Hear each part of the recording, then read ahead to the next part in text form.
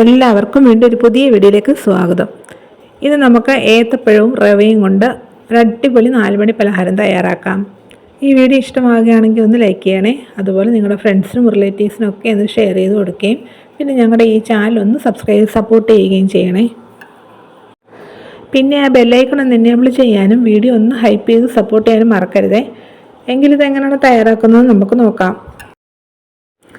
Stove കത്തിച്ചൊരു ചെറിയ ഉരുളി വെച്ച് കൊടുത്തിട്ടുണ്ട്. ഇപ്പോൾ ഇത് നല്ലതായിട്ട് ചൂടായി. ഇതിലോട്ട് 2 സ്പൂൺ നെയ്യ് ഒഴിച്ചു കൊടുക്കാം. ഏതെങ്കിലും ചൂട് കട്ടിയുള്ള പാത്രം എടുക്കുന്നതായിരിക്കും നല്ലത്. അപ്പം നമ്മൾ ഈ വഴറ്റുന്ന സമയത്ത് അടിക്ക് പിടിക്കാതിരിക്കും.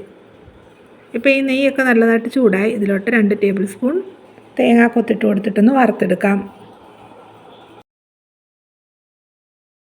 ഇപ്പോൾ തേങ്ങാക്കൊത്തൊക്കെ നല്ലതായിട്ട് മൂത്തിട്ടുണ്ട്.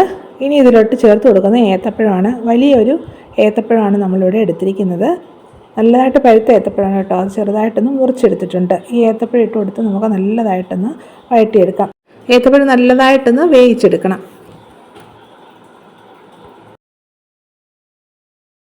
ഏത്തപ്പഴം നല്ലതായിട്ട് വെന്ത് ഇതേ രീതിയിലൊന്ന് ഉടച്ചെടുക്കണം കേട്ടോ. നല്ലതായിട്ട് പഴുത്ത ഏത്തപ്പഴം ആയതുകൊണ്ട് പെട്ടെന്ന് തന്നെ വെന്ത് കിട്ടും. ഇനി ഇതിലോട്ട് ശർക്കരപ്പാനി ചേർത്ത് കൊടുക്കണം. 1/4 കപ്പ് ശർക്കര 1/2 കപ്പ് വെള്ളത്തിൽ തിളപ്പിച്ച് അരിച്ചെടുത്തതാണിത്. ശർക്കരപ്പാനി ഒഴിച്ചു കൊടുത്തിട്ട് നല്ലതായിട്ടൊന്ന് ഇളക്കിയെടുക്കണം.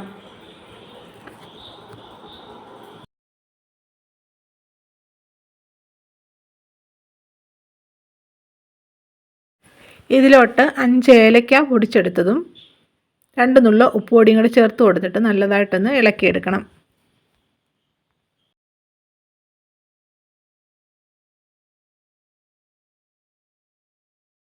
ഇനി സ്റ്റൗവിൻ്റെ ഫ്ലെയിം ഒന്ന് ലോ ആക്കി കൊടുത്തതിന് ശേഷം ഇതിലോട്ട് റവ ചേർത്ത് കൊടുക്കണം. 1 കപ്പ് റവയാണ് നമ്മൾ ഇതിലോട്ട് ചേർത്ത് കൊടുക്കുന്നത്. വറുത്ത റവയാണിത് കേട്ടോ. റവ കുറേശ്ശെ ഇട്ട് കൊടുത്തിട്ട് നല്ലതായിട്ടൊന്ന് മിക്സ് ചെയ്തെടുക്കണം.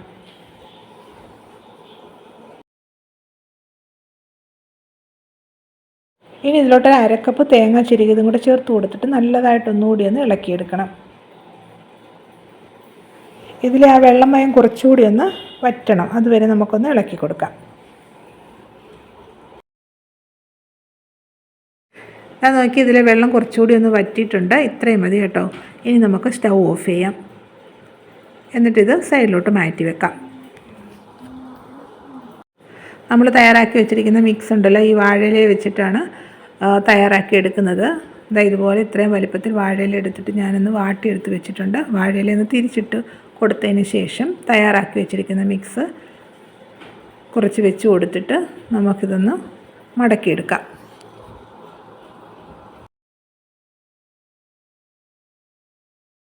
2 ടേബിൾ സ്പൂണോളം വെച്ച് കൊടുത്തിട്ടുണ്ട്.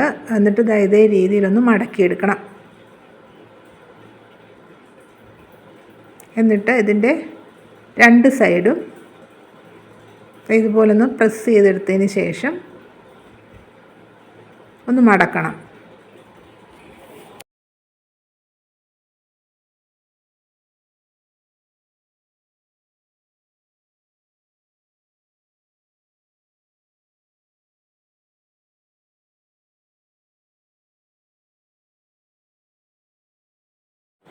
ഇതേ രീതിയിലൊന്ന് ഫോൾഡ് ചെയ്തതിന് ശേഷം ഇത് തിരിച്ചൊന്ന് മടക്കണം.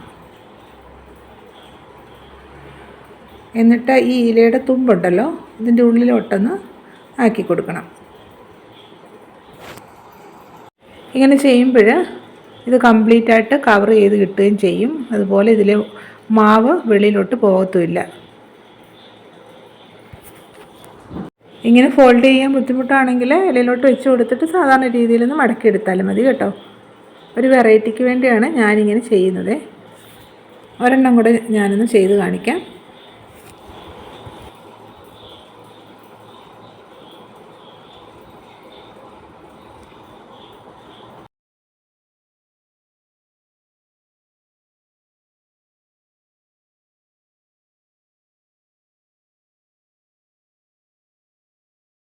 ഇതേ രീതിയിൽ ബാക്കിയുള്ളതും കൂടെ ഒന്ന് തയ്യാറാക്കിയെടുക്കണം. എല്ലാ മാവും ഇലയിൽ വെച്ച് മടക്കി എടുത്ത് വെച്ചിട്ടുണ്ട്. ഇനി ഇതുണ്ടല്ലോ ഒന്ന് ആവി കയറ്റി വേവിച്ചെടുക്കണം. ഇഡലി പാത്രത്തിൽ നമ്മൾ കുറച്ച് വെള്ളം വെച്ചൊന്ന് തിളപ്പിച്ചിട്ടുണ്ട്. ഇപ്പോൾ ഇത് തിളച്ച് ആവി വരാൻ തുടങ്ങി. ഇതേ രീതിയിലൊരു തട്ടും വെച്ച് കൊടുത്തിട്ടുണ്ട്. ഇതിലോട്ട് തയ്യാറാക്കി വെച്ചിരിക്കുന്നത് വെച്ച് കൊടുക്കാം.